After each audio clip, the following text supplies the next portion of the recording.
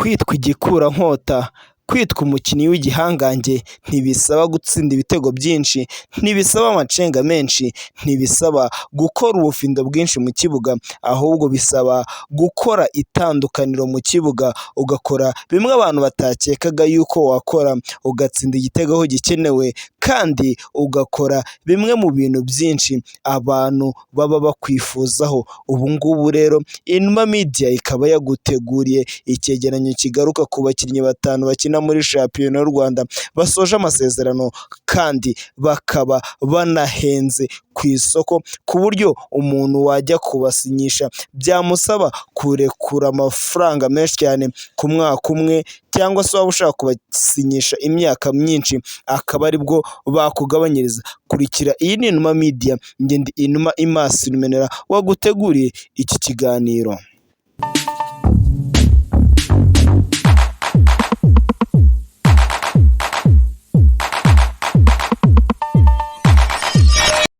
Ku mwanya wa gatanu w'abakinnyi bahenze muri shampiyona y'u Rwanda turasanga Hakizimana Muhadjili El Maestro. Ni umwe mu bakinnyi bagaragaza ubuhanga budasanzwe mu kibuga. Ni ama-ekipe menshi yakiniye muri ekipe ya Etincelles, akina muri ekipe ya Kiyovu Sport, ajya muri ekipe ya Mukura, agaruka muri ekipe ya APR FC, akina muri ekipe ya AS Kigali, akina muri ekipe ya Police FC. Mbehe ama-ekipe akomeye mu Rwanda, ekipe atari yakinira ngo yambare umwambaro wa jezi yayo ni ekipe ya Rayon Sport, ariko ntarasoza kariyeri. Byashoboka ko nayo yazayikinira Hakizimana Muhadjili kugira ngo ubashe kuba wamusinyisha muri ekipe yawe, byagutwara akayabo ka miliyoni zirenga 15 z'amafaranga y'u Rwanda, dore ko aho ari ku mwaka umwe, cyangwa se waba ushaka kumusinyisha imyaka irenze umwe, dore nk'imyaka 2 niyaguca amafaranga ari munsi ya miliyoni 25, kandi aho ngaho ari mu myaka 2 gusa. Hakizimana Muhadjili, umwe mu bakinnyi babica bigacika muri shampiyona y'u Rwanda, utsinda ibitego bitandukanye birimo itandukaniro ku rwego rwo hejuru, tumusanga ku mwanya wa 5. Ku mwanya wa 4 w'abakinnyi bahenze hano muri shampiyona y'u Rwanda turasanga umunyezamu ukoze ibintu bidasanzwe mu myaka 2 ishize, nta wundi ni Ntwari Fiacre. Yakinnye muri ekipe ya APR FC, azamukira mu akademi yayo bamuzamura muri ekipe nkuru, umuzamu akabira mutiza muri ekipe ya Marine, agaruka mu mujyi wa Kigali muri ekipe ya AS Kigali, ari naho yaje kugaragariza ko ari umuzamu ukomeye cyane, atangira no kwifashishwa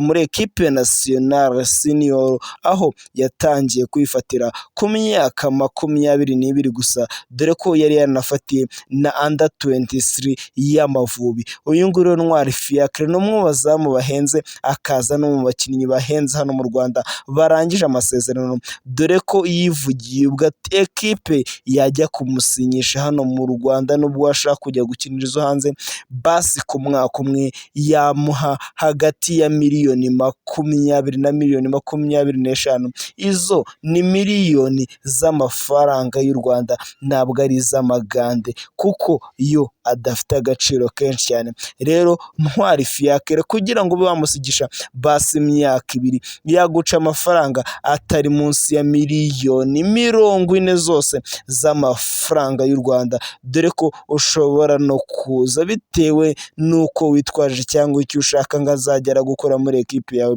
akaba yaguca na miliyoni 50 zifunze z'amafaranga y'u Rwanda. Ntwari Fiacre nk'umuzamu wa mbere wa ekipe nationale kugeza ubu ngubu Amavubi y'u Rwanda, ubu ngubu niwe muntu wa 4 dusanga ku rutonde rw'abakinnyi basoje amasezerano kandi babahanga. Mbehe muri make bashobora kuba bakenerwa kugira bagusinyire amasezerano ukaba wabahereza agatubutse. Ku mwanya wa 3 w'abakinnyi bahenze hano muri shampiyona y'u Rwanda kandi bakaba barangije amasezerano turasanga Umurundi na wundi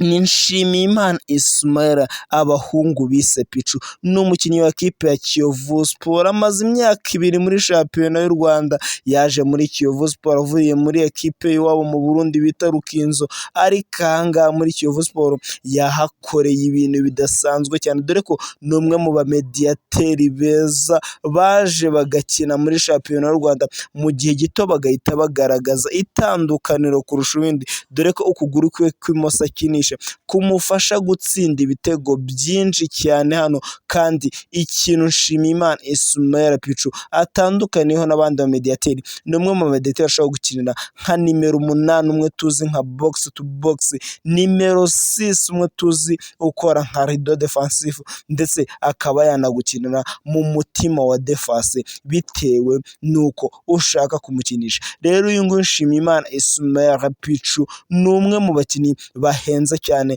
dore ko kugira ngo abe yagusinyira umwaka umwe gusa ashobora kuguca amafaranga arenga miliyoni 30 z'amafaranga y'u Rwanda, aho ni ku mwaka umwe w'amasezerano yo mwaba mwumvikanye. Rero Nshimiyimana Ismaila Pichu ni umwe mu bakinnyi bahenze hano muri shampiyona y'u Rwanda, kugira ngo agusinyire imyaka 2 we yivugiye ko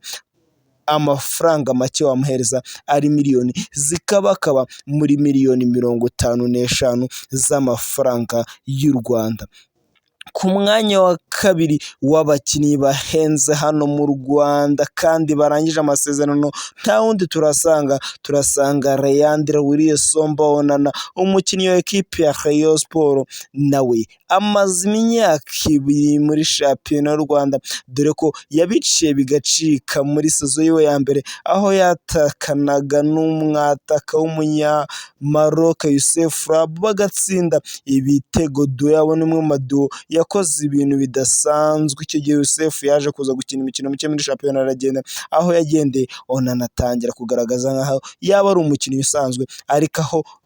Nzinga Ruvumbu yaje muri ekipe ya Rayon Sport yaje kugaragaza urwego rwo hejuru cyane, dore ko ubu ngubu Onana ni umwe mu bakinnyi bahenze nabwo hano muri shampiyona y'u Rwanda, ko kugira ngo abe yagusinyira umwaka umwe ni ukumuhereza amafaranga arenga miliyoni 35 z'amafaranga y'u Rwanda, kandi kugira ngo abe yagusinyira imyaka 2 ntiyajya munsi ya miliyoni 70, kuko ni umwe mu bakinnyi bakomeye hano mu Rwanda, kandi bigaragara ko ari umwe mu bakinnyi bakora itandukaniro hano muri shampiyona y'u Rwanda. Nakubikutsa yuko iyi ngiyi ari Inuma Media, ushobora kukanza subscribe kugira ngo turusheho kujya tubana umunsi kundi mu biganiro byacu tukiuploadinga, ukagiza mu ba mbere bakirebye kandi nta mpungenge.